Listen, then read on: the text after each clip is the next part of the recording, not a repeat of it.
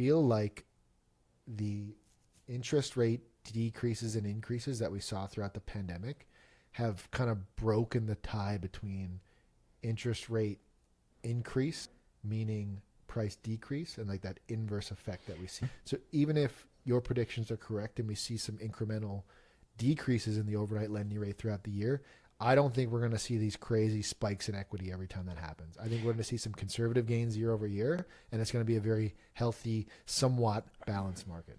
Welcome to the Ottawa Property Podcast with your hosts, Tony McNeil and Adolfo ALVARENGA. Each week, they'll take a look at what's happening in the Ottawa real estate market and offer practical advice and insights for listeners. From market updates to success stories, they cover it all. Whether you're a first-time homebuyer, a seasoned investor, or just curious about the property landscape in Canada's capital, they've got you covered. Sit back, get comfortable, and let's get into it. Okay, everybody, take 3. Welcome back to another episode of the Ottawa Property Podcast. My name is Tony McNeil. I am a realtor based here in Ottawa, Canada, joined always by my co-host, Adolfo ALVARENGA, a level 2 mortgage agent with referral mortgages here in Ottawa as well. Every week, we're going to touch on some topics for what we're seeing, whether you're home buying or selling, investing. And then week to week, we're going to tell you a little bit more about what we're seeing day to day in our regular business. So if you're following on the audio platforms, Spotify, Apple Music, or YouTube, give us a like, drop us a comment. We read them. We reply to them. Let us know if you agree with what we're talking about. If you don't agree, we'd love the feedback. So let us know if you're listening too. Yeah, let us know. Give us a like, man. Give us something. The only one who liked the last episode, so I did like it. Anyway, we'll look at the analytics, but they'll be skewed. What's up, Adolfo? How's it going? Merry Christmas, week. Man. Almost there. We're there. Oh man. Last day of the work for some. Yeah, what is it? 5 days to Christmas? No, today's the 20th. Yeah. Well, as of today, after today, a lot of our law firms are closed. Yeah, we had that conversation when I was driving back from a showing this week. Yeah. Well, yeah, you called me to ask me like, what was the possibility of somebody closing? Yeah. What is it? So January 2nd? For anyone listening, I was out showing some homes this week, Tuesday, I believe. Anyway, we liked it. We put an offer in, and while we were kind of figuring out the timeline for closing and financing conditions and inspection conditions, I thought it'd be wise to touch in with Adolfo and just ask him, hey, are these timelines realistic for financing or closing? The financing was fine because they happened to be working with one of the bigger banks that seemed like they're going to be working throughout the holidays, but we learned the hard way that most law offices are going to be closed till like the 6th of January. Yeah. And that's the thing, right? Like, even if the banks are open and they can do it, or any mortgage agent is willing to work it, it's just, are the lawyers open? Because the land registry, which is where they register the mortgages, I think the only holidays are Christmas Day, Boxing Day, and New Year's Day, probably, right? Yeah. So then it leaves the 27th? Yeah, which is a Friday, the 30th and the 31st, if I'm not mistaken, in terms of like... Yeah, the 2nd is and then you're back on the 2nd. And you're back on the 2nd, which is another Thursday or Friday. It's yeah. Thursday, I think, yeah. So it's just like some law firms do it. Some lawyers are willing to work the holidays over it. It's just finding the firm that would do it, or the lawyers that would do it. So like we were pretty aggressive with our closing date because these clients, you're in an Airbnb currently, so they want to get into this house as quickly as possible. For sure. And they were like, can we do the 2nd? That was their goal that they really wanted, and I flirted with that idea about maybe we'll reach out to some more law firms and see if there's anybody to do it. But my concern was then on the seller side of things too. Like, what if their law office isn't going to be open too? Like, these lawyers need to communicate together. Yeah. So I just, to play it safe, we said the 8th. So we did a January 8th closing. Yeah, because like the last thing, like obviously everybody's decisions are different, but I know that, think of it, anybody coming back from the holidays, you're playing catch up. Yeah, and it's the 8th was still a very aggressive closing date given the offer date. Yeah. And I know it's an extra week for them to wait. I get it. Yeah, exactly. It's only like 3 weeks, right? So, and I appreciate that they have to wait another week to get in, but I wouldn't want to get their hopes up on the 2nd and then have to go back to the seller and be like, yeah, listen, we can't do this. Because then is there a monetary amount associated with bumping a closing date back? Totally. Week, right? It's your offer's not the same anymore. So this is the thing where it gets tricky, right? And it's it's a per diem sometimes in terms of rates, in terms of like what you're paying for interest on per diem. And then the other thing is what happens if the sellers also had an arrangement. So then you got to pay them if anything changes, Sure. right? Anything fluctuates. That's why usually we try to avoid having closings, I say, on a Friday, because Fridays are usually, if something goes wrong, you have the whole weekend, right? So it's pretty interesting, and it's something to discuss with lawyers. Like, you don't think about the whole process until you go through it, and then it's like, oh well, I can do it. Yeah, but it doesn't mean that the other two parties that are also involved can do it. So it's tricky. You have to be careful. In that case, since they're not holding the property yet, I know they're paying for an Airbnb. I'm not trying to negate that, but I felt like it was a safer decision for them just to wait it out a week. And it was kind of like, he agreed, she didn't, but we kind of talked it through and it made more sense. I get it. Everyone's excited. You want to get into that house, but the holidays make it challenging. Definitely. And it's hard on that. So speaking of the holidays, Adolfo, we made it to the end of the year, 2024. It was, I don't know, man. Some people were complaining about it. Like for me, I had a fantastic year, not just like financially, but like I feel like my business was like in a very kind of like upward trending kind of progression. Like I feel like I accomplished a lot.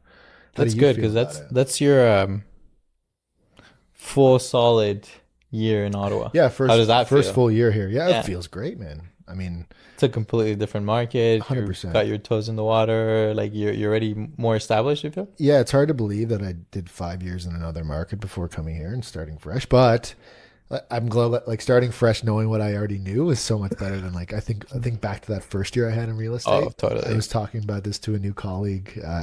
We met for coffee this week because he's just starting out, and I was like, "Listen, man, you can use me as like your think of me like your test dummy, and like anytime you think you're about doing something, just run it by me. I'm like, I can help you avoid so many mistakes that I made. But no, it's been good. I think 2024 was great, and I'm excited to see what happens in 2025. So that's kind of my segue into this first little micro topic. Predictions for 2025. This is going to be a yearly thing we do, everybody. And we're going to look back on this in a year's time and see if we were right or wrong or completely off the mark. I think it's going to be a lot of fun for future episodes. If we don't get shut down next year, but yeah. Who's going to shut us down? Nobody. Nobody. Who's listening? Yeah, exactly. Maybe we'll get a few more viewers by then.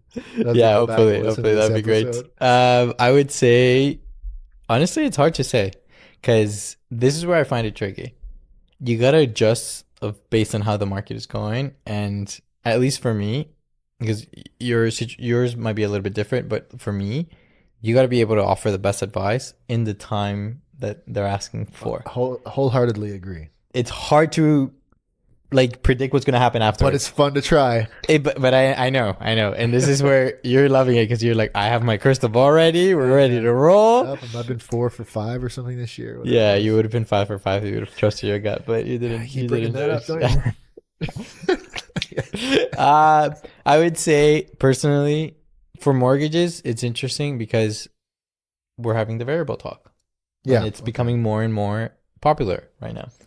It went almost 2 years without everybody even considering it. Yeah, now it's taboo. Yeah, the last few months, like that's the thing. Like, and I know I talked about this last week, where like I had a client that we might end up changing them. We ended up doing new policies took effect on Monday, and we had perfectly planned this, you could say.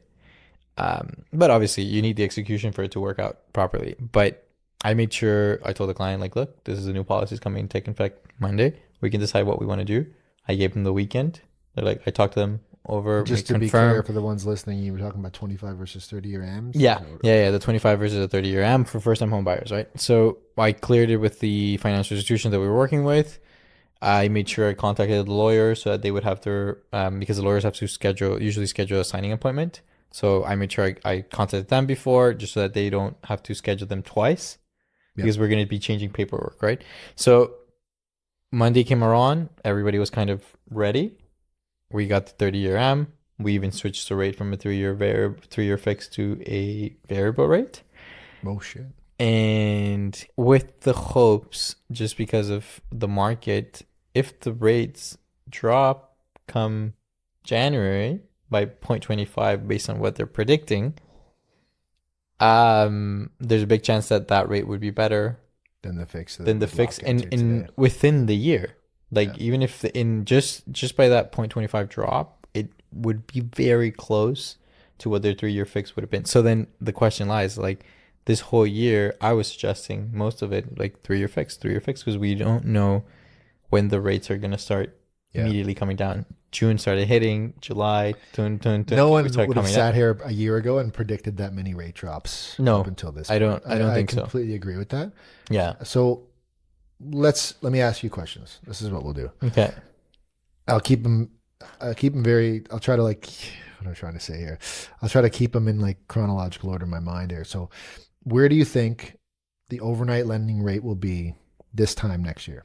So, I am going to speak based on the articles that I've read, based on the news that I've seen. Banks, educated predictions. Is that what you're saying? So well, I'm just going to go off it's my. a little bit. It's a little. Yeah, I'm gonna. You're more of a. We'll take a swing at it. I'm gonna be more of like, this is what the experts in quotations are saying. Fair. Okay, so as of now, the lending rate is what, at 3.25, right? So financial institutions, and I'll name them: BMO, CIBC, National Bank, Royal Bank, Scotiabank, TD Bank. They're predicting that at Q4 this time next year, the lending rate would be at 2.5. Are they all saying that? Is that a general consensus? Or is that like so 2.3% is the highest? Okay. 2% is the lowest. Who's 3? Scotiabank. I think that's like very bearish. But then you have RBC at 2%, National Bank at 2%. Yeah. So you're basically saying 1.25 of a drop. Yeah. So and again, these are the big bank forecasts. This doesn't mean that it'll be the case, and I don't want to how can I say, motivate that, or like kind of pump the market in that way, right? Throw fuel on the fire. Throw the gasoline. Burn it down. If anybody listening is like, okay, he said he was going to go do this. This was gonna no, not at all. So that's what I'm saying. Like, so if you're kind of already predicting Q25, almost a 1% drop on average, call it, at least, like only one of them is not saying that it would be the case. That's a big. So what's difference. your prediction then? I would say around half to 75. Okay, so you got to lock in one answer. Is that your final answer? Can I call a friend? Yeah. Only if you have Tiff Macklem on the speed. Oh, I wish. I would say 1% is fair. Okay, so 1%. I think that's fair. Yeah. I don't think you're too far off. So do you think that'll be? This is my next one prediction. How many rate drops to get to that 1%? Do you think it'll be like 4.25s? Is it 2.5s? Is it 1 full point? No, I don't. We won't see a 1. That's I for certain. I don't think we'll see a 1. I think there'll be gradual 0.25s that will be dropped. So starting in January, obviously we don't know, and this is going to be a kicker, is what's going to happen with the elections and stuff like that. Sure. So that is where I feel it's going to be a tipping point at some point. And then also the how we do with how inflation kind of things go out. I don't foresee, will there be a 0.50 maybe at some point? But I don't foresee more than that in any cut. Like, so you're saying the biggest cut, I would say 4 2.5s or 2 2.5s and 1.5. Something around those lines. Whatever combination you wanted to combine it with. But I don't think there'll be more than a 0.5 of a drop in one shot. That's my prediction. I would probably agree with that. Yeah. I think it'll be gradual in sense of dropping. Mm-hmm. Maybe like 1.25 a quarter or something like that. Yeah. Give or take. Decrease, yeah. Okay. I feel like they'll hold a couple of the meetings just to kind of see where things are at. Yeah, I agree. Like, I feel like the second meeting of next year, they'll probably hold. Because it's just before the spring market takes out. Yeah. And it's just before that government is sending $250 to all of us. And that's that's out of the budget. Oh, it wasn't included in the fall economic statement. Oh, shit, really? Yeah. Okay. Yeah. Yeah, well, there we go. News to me. Good for you. Yeah. So we'll see. that was a thing, right? Because I think the deficit is up 50% from what they had previously predicted, and obviously all that chaos with Chrystia Freeland, resigning, and the day they were supposed to present this to the country. That was one of the things that $250. Yeah, that happened this week. Yeah, well, I mean, crazy, man. It's been a long week. It's crazy that they just took that out. There's absolutely no mention of it. So I think you can kiss that 250 goodbye. Which, you know what? Again, this show is not about politics. So like, red, blue, orange, green, it doesn't really matter. I gotta say that that $250 for anyone making less than 150,000. Like the people on the upper end of that spectrum probably don't need that $250. Yeah. Like what's that going to be, like a round of groceries for them? Yeah. And then the people that really do need it at the bottom end of that spectrum, like it's probably a little bit more insulting than anything to them to say like, hey man, like we need more than this. Like your $250, you can keep it. Yeah. It's not a big, like, it's hard to, I would say it's a hard tactic because you can't please everybody at that point. Well, I think like Doug Ford did something recently just like that too, right? Yeah. So anyway. Again, not politics, but go okay. So now I'm going to flip it to you. What's your prediction then? You're the one with the crystal ball. You're the one that's like, Yeah. I'm doing Mr. what, Burns stickers for everyone listening. What magic you're doing at home. Yeah. Okay, so I'll lay it out like how I predict the year going. And then I'll make some more like specific predictions at the end of this. So what I see for the start of 2025, I think we'll see a lot of listings come to market. Okay. Because right now there's nothing. There's nothing coming up. I've got people on searches and they're not seeing anything. There's nothing new happening. Okay.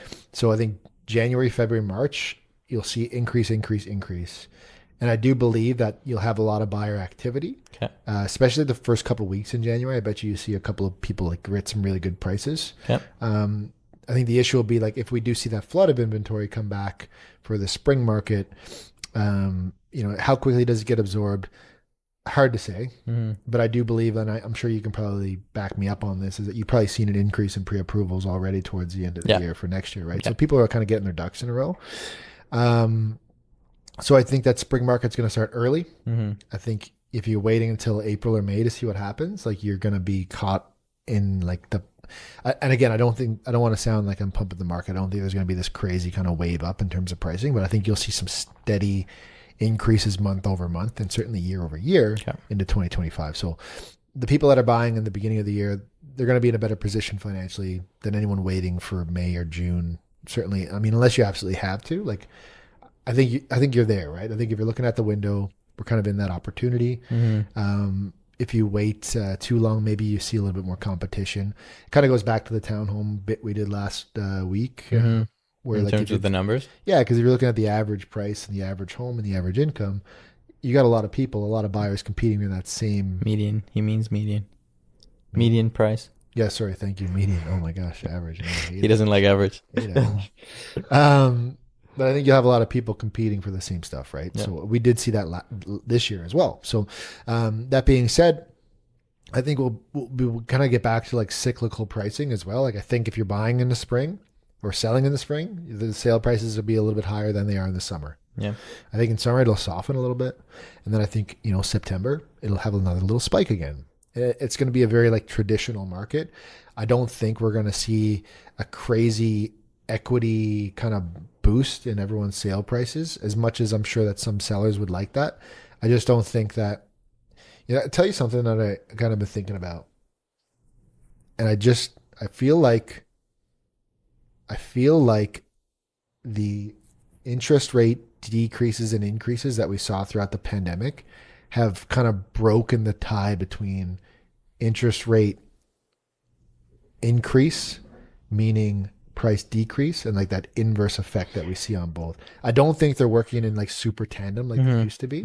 So even if your predictions are correct and we see some incremental decreases in the overnight lending rate throughout the year, I don't think we're going to see these crazy spikes in equity every time that happens. I think we're going to see some conservative gains year over year, and it's going to be a very healthy, somewhat balanced market. I feel we have learned as a population of it. Yeah, like we learned a lot of lessons. I agree. It's in a way, in a bad way, right? Because we learned through having to go through the experience, which is like just because the rates are low it doesn't mean that you go in and put in a 100%. offer. So I feel that that's changed completely. Well, money will That's never be that cheap to borrow again either. Exactly. Let's be clear on that. Yeah, but then I also feel that the consensus in terms of buying, it's not the same as before, where it's like, oh, well, we did have, and I was talking to somebody, I think on Sunday about this. It's like they moved to, not Kempville, Rockland, Orleans, or more farther Orleans, Yeah, right? Clarence, Rockland.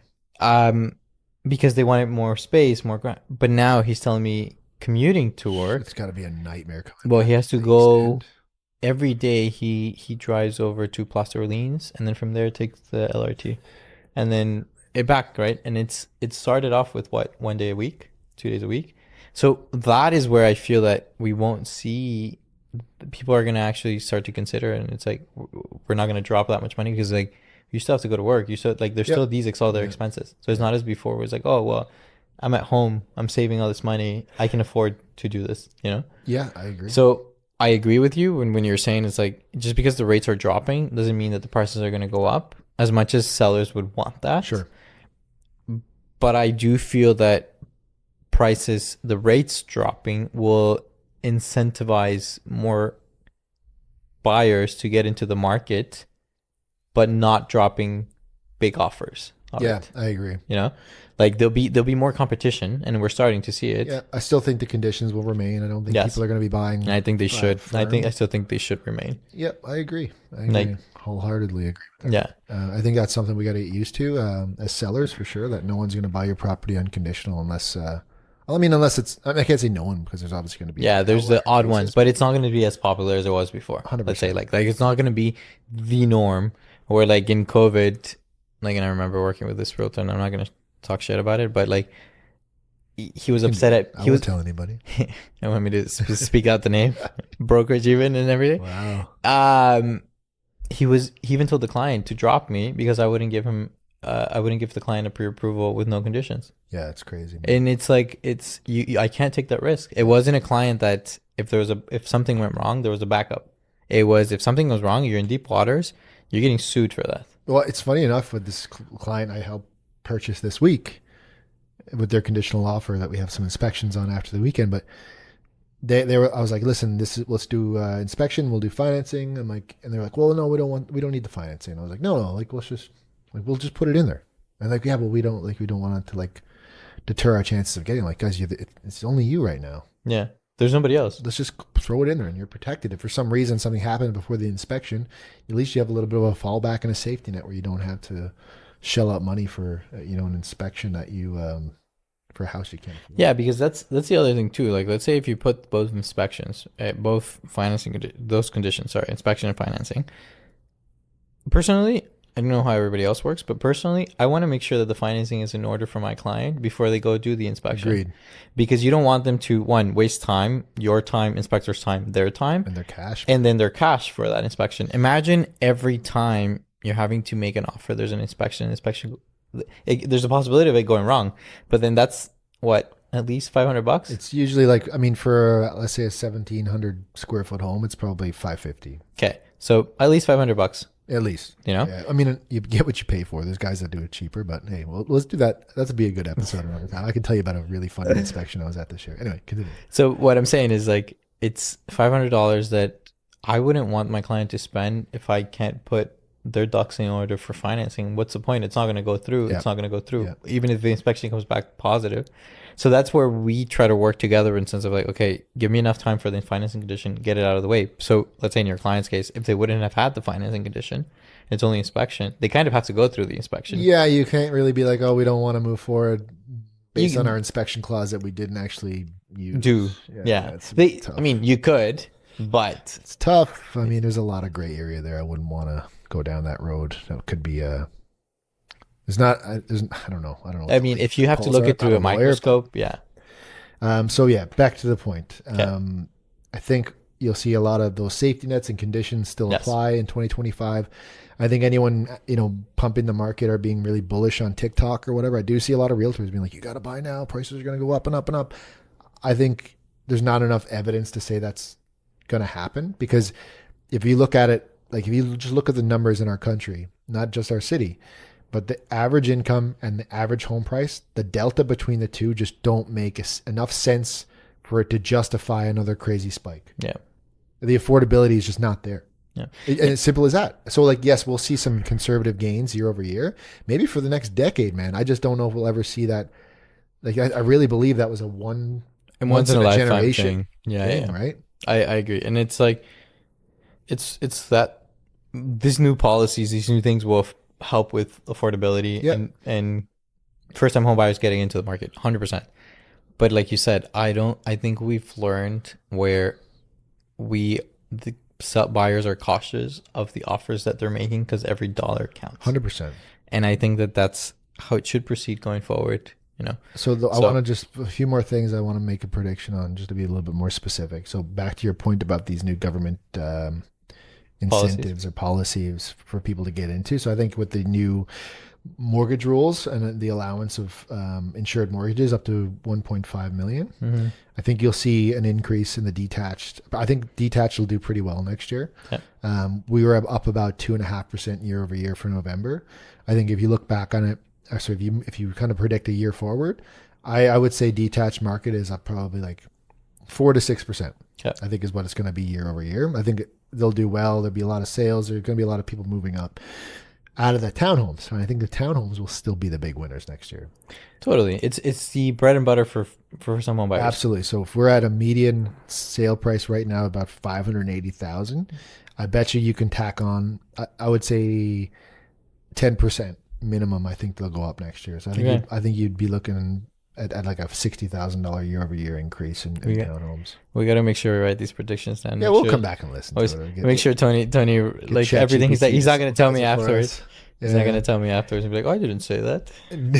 You can hold me to those numbers. I think anyone in the townhome market is going to do well. I think so. And I think you'll see, because people can get into bigger homes and like the 800 or 900, you can get a really nice detached house in Ottawa for 750, 800 if you're in one of the suburbs. But I think the condo market is going to be a little soft in the first half of the year.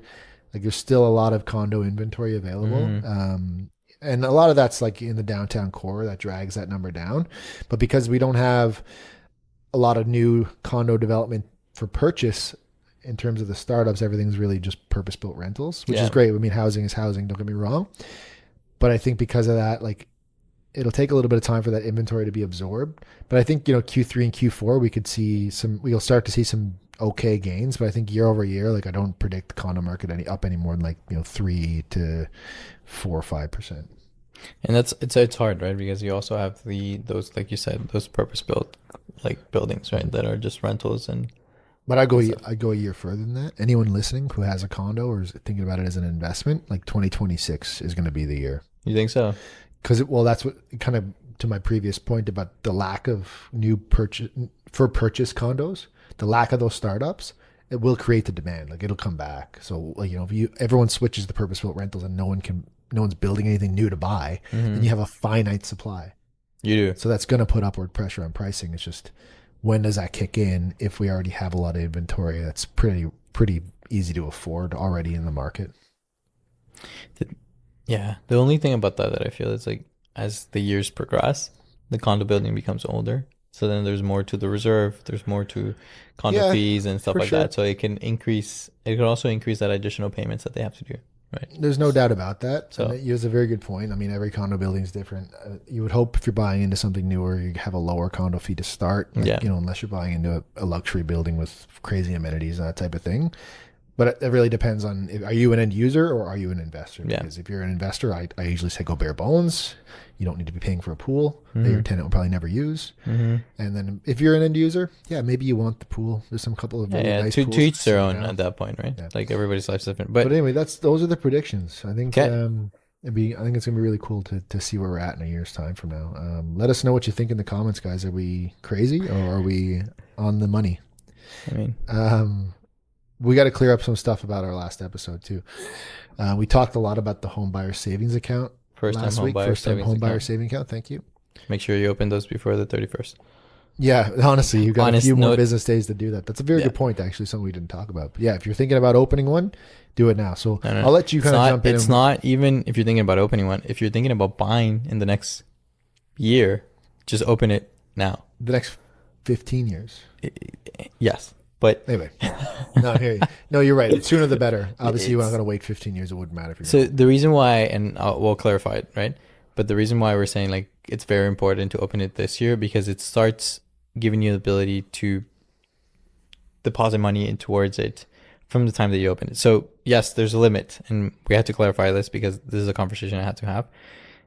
It's 8,000 per year, right? And we were wondering last week if you were able to roll that over year over year over year to a maximum of 40 grand. Yes, and you are not able to. Dun dun dun. You're able to roll up to a maximum of 8,000 a year. So the maximum, like let's say the year one, just to make numbers easy, year one is we were even confusing each other before off recording, off camera, and it's 8,000 year one. The year that you open it, 8,000. If you don't have the ability or capacity to do 8,000 that year, whatever remainder amount carries over to the next year. Even if you put nothing in it. Even if you put nothing in it. That's why we're saying it's important to open the account before the 31st because it's based on the calendar year. Not like your RSP, which is based from March to March. It's based on When you open January to December. Oh, January, December. Okay, gotcha. Okay. So if they open, let's say this year, it's 8,000 that they're able to put in. If they don't put anything this year, but they've opened the account, next year, if they have the capacity again, they're able to put 16,000, like in one lump sum, Gotcha. or however they want to contribute to it, as much as up to 16. 16 maximum. But However, if they decide not to put anything this year, or so I'm going to use numbers, 2024 or 2025, right? Yeah. And then they come 2026 expecting that they can put in 24. It's not the case because you're only allowed to roll over 8 grand from the previous year. So then that year again, come 2026, they can only do 16 again, right? Because it's 8K for 2026 and the 8K of they could have rolled over from 2025. So then it's usually, if you are thinking, if you're capable of doing so, then just make those small deposits in towards it, and then whatever you have left over you can roll over to the following year up to that maximum, right? 16. So it's strategic, but it is a way to do so. It doesn't mean that you lose anything. It's just you're just prolonging the up to capacity of 40K. So you're just extending it for another year, right? And just prolonging it, right? You were going to add something where like there's a maximum amount of years that you can have it. Yeah, I read on RBC's website that it's you have 15 years that this account can be opened for. And that's how much you have basically to purchase a home, because it's 8,000. So technically it's 5 years, do it right? in 5, yeah. I mean, most people are not going to have the capacity to do that. Of course. And another thing we needed to clarify, we were kind of back and forth about what the age of majority was to open one of these accounts. So in Ontario, you have to be 18 to open the account. You can't be 16. I mean, it's still a good thing. No, for sure. I mean, especially like as parents, I look at it like as a parent myself, when my daughter turns 18, I'm going to open one of those accounts or have her open one because, maybe I can help her out trying to put some cash in that for her. You mentioned something about the deferral on the so on the income tax, you can essentially, because it counts towards your income, I think it's a tax deduction if I'm not mistaken. It's not a tax credit, it's a tax deduction. It comes right off the top. But you can roll it over. So if you don't want to do the 8K for that year because you know that next year you're going to be making more money, you can roll it over to the next year. Yeah, which is if you want to. Yeah. I don't know if there's a maximum. I think there isn't. There, ask Con that's also a clarification that we might have to get. Call our accountant. Yeah, but it's you can. I think you might be able to roll it over to whatever amount you want.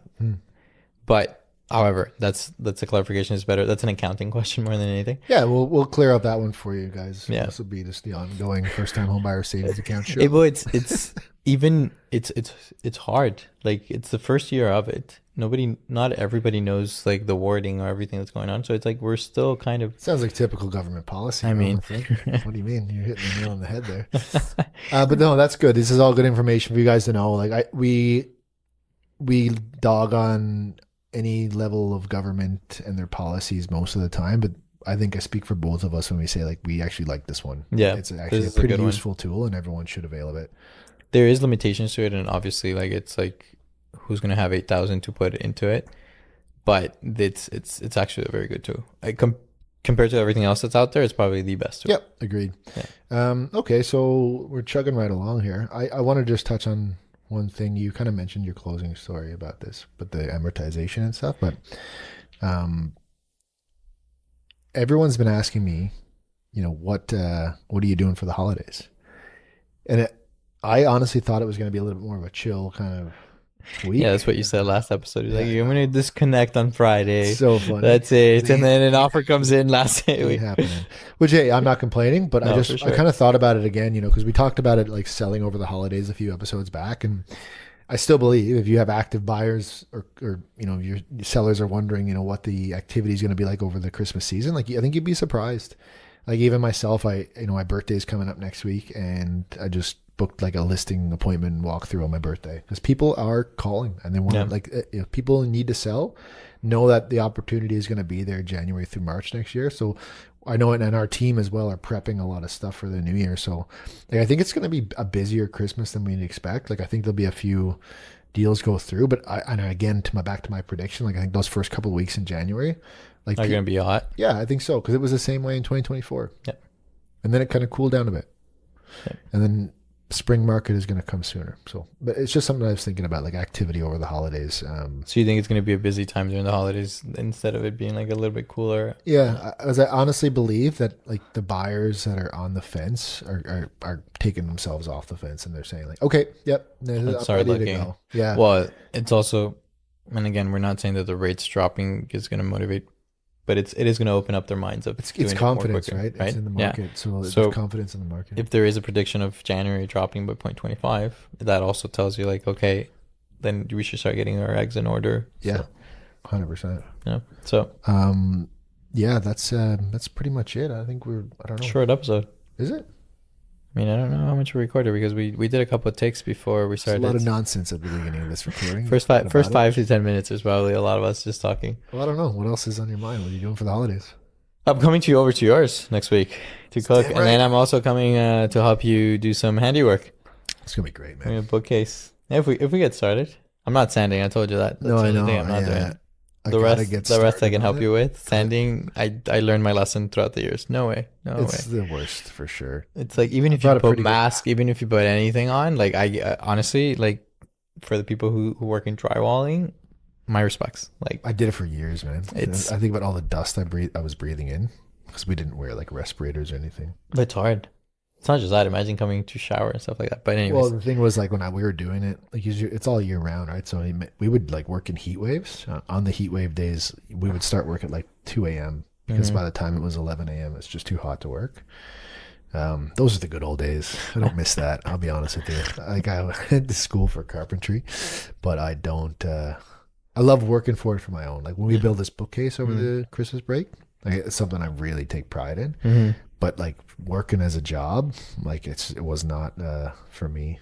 It took like the joy of it for sure. Yeah. I mean, I'm happy about my skill set, but it's more just for personal now. I usually don't tell people that because they're always like, "Hey, can you help me with this?" And you're like, "Oh shit!" It's like if you're the guy who has the truck, you're always getting asked to move, right? Can you do a roof repair? Yeah, exactly. I have a little squirrel did a little bit of some damage that I have to take care of. Don't do heights. I don't do heights. Nope. Don't do heights. And the delicate part about this one is that it's very close to the hydro lines. So perfect. You should hire someone. No, I'm totally doing that. But then it's like if I disconnect, the furnace is also running. The roofs have to be repaired. Not just repaired, maybe if I'm replacing the whole roof, then it's like days of work. Hydro has to be disconnected for that long. Then the heat's going to be disconnected. I'm like, no, I have to disconnect your hydro to replace the roof. And they do because the hydro lines are just literally right where the work has to be completed. Wow. Because it's an older building and then the way they run the hydro lines before is not as safe as they do now or underground, sure. So yeah. Love that underground, man. That was a genius idea. Oh, totally. Totally. Until you start digging around them. But yeah. Well, guys, if you stuck around this long, we appreciate you. Let us know. If you're following along on the audio platforms, like I said, drop us a like or a comment, a share, whatever. Let us know that you're listening. Drop us a comment. Say hello. Say Merry Christmas or Happy Holidays, whatever. I won't go down that one, but yeah. Merry Christmas. Merry Christmas. Happy New Year. We're going to take a week off next week, but we'll be back in the new year. Enjoy your holidays.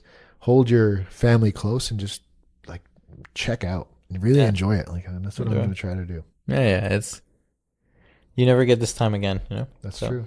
Actually, you know what? Last thing I'll say, someone said this to me. And